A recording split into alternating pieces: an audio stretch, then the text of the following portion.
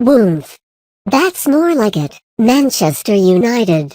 After the wretchedness at Watford, their performance versus Leicester had pace, power and carefully applied pressure. So what was the difference? Okay, United were rated by the absence of Wayne Rooney, but his benching is only part of the story. Look to the genius of Juan Mata, the enthusiasm of Marcus Rashford, and the much improved Paul Pogba. Football isn't about individuals. It's about teams. And United, for the first time this season, looked like a balanced team on Saturday. In 20 years at the helm of Arsenal, there can't be many games that Arsene Wenger has enjoyed as much. Chelsea have bullied the Gunners in recent years, but it was very much the other way around on Saturday evening. Antonio Conte's side made mistakes, certainly, but Arsenal took full advantage and finally played the sort of ruthlessly devastating football we always suspected was possible. They've shown that they can do it, now they need to keep doing it. Results like this can kick-start seasons, so let's see what they do for an encore. With 6 wins from 6 games and an average of 3 goals scored in each one, it's fair to say that Pep Guardiola has settled into English football quickly. It wasn't always straightforward on Saturday as, amid speculation that he's about to lose his job to Ryan Giggs, Swansea boss Francesco Guidolin rustled up a spirited performance from his players and held City level for over an hour. But Guardiola's men always seem to have another gear. With Sergio Aguero back and Raheem Sterling continuing to impress, they look utterly imperious. Another 5 goals against Hull brings their total to 71 since Jurgen Klopp took over, more than any other Premier League team in that period. That's the sort of thing to convince of title-winning credentials. If they could just match their brilliance up front with some security at the back. Maybe we will work on this, said Klopp.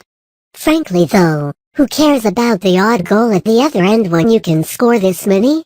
Liverpool go whoosh like no other football team in England, with explosions of movement and touch.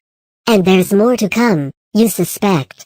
Eddie Howe's Bournemouth didn't just beat Everton. They played them off the park with an intensity that would have had Klopp purring in appreciation. Harry Arter was magnificent in midfield, Steve Cook led by example in defense, Callum Wilson bullied Ashley Williams, and full-backs Adam Smith and Charlie Daniels were exceptional. Howe said last week that he sees no reason to compromise his values by cutting back on the passing football and, after a performance like this, you can see why. Villains, how do Sunderland recover? 2 goals to the good with half an hour to go, they somehow managed to lose 3-2 to Crystal Palace, whose 3rd consecutive win would get them on the heroes board if it hadn't been such a busy week.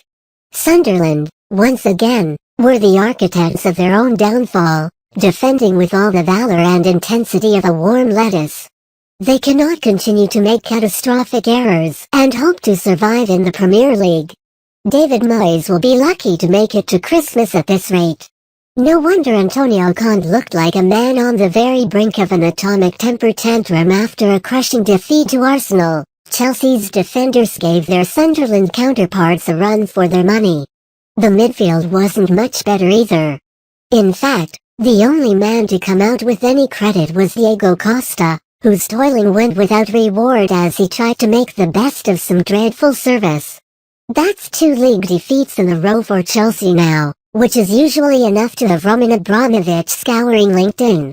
It's not simply Leicester's defeat that should concern Claudio Ranieri.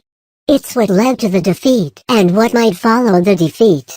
No team should defend this poorly at set pieces, and certainly not a team of champions. How much damage will this do to confidence? As their Champions League tie with Porto approaches, Leicester have concerns. But at least action was taken at halftime at Old Trafford. At least Jamie Vardy and Riyad Mahrez were taken off and rested. And at least the Demarai Gray superb strike offered some consolation to the travelling support. Slaven Bilic has already suffered the indignity of having contract talks shelved, but if West Ham keep playing like this, he won't even make it to the end of the old one. West Ham were miserable again in the Olympic Stadium and could easily have conceded 4 goals for the 3rd game in succession. As it was, the 3 that Southampton scored were damaging enough. There's a fundamental lack of confidence at West Ham that's only exacerbated by the atmosphere in their new, publicly funded arena. Something has to give soon. At this rate, it will be Bilic. We're quite fond of Hull City in these parts, given how gallantly they've performed with the skeleton squad. But lads, seriously, stop trying to punch the ball away from goal. Only the goalkeeper gets to do that. Last weekend, the Tigers lost Jake Livermore for a deliberate handball and went on to ship 4 goals to Arsenal. This weekend it was Ahmed El Mohammadi and 5 goals to Liverpool.